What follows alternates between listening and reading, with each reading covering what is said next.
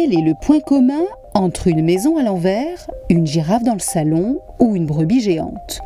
Un homme un peu fou, Jean-François Fourtou, artiste démesuré qui se plaît à jouer les reproducteurs d'architecture et d'émotions.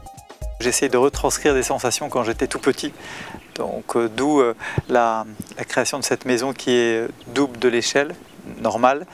Mais en fait, pour retrouver des sensations quand on a à peu près 4 ans, parce qu'un enfant, ça fait à peu près la moitié de notre taille. En fait, si quelqu'un vient et expérimente cette maison, simplement en grimpant sur une chaise géante ou en allant dans un lit géant aussi, il se retrouvera tout petit, il aura de nouveau des gestes qu'il avait quand il était enfant.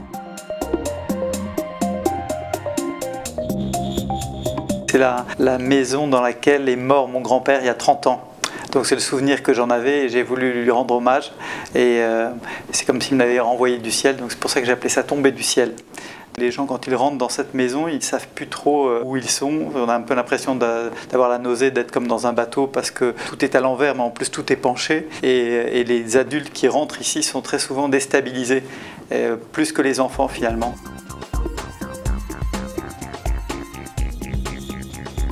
C'est pas du tout un amour des animaux. D'ailleurs, je ne me considère pas comme un sculpteur animalier, c'est un prétexte. C'est plus leur aspect fragile, simple, chaleureux qui m'aide à retranscrire des sensations. Mais il n'y a plus du tout de nostalgie maintenant dans mon travail, au contraire, c'est un processus assez heureux.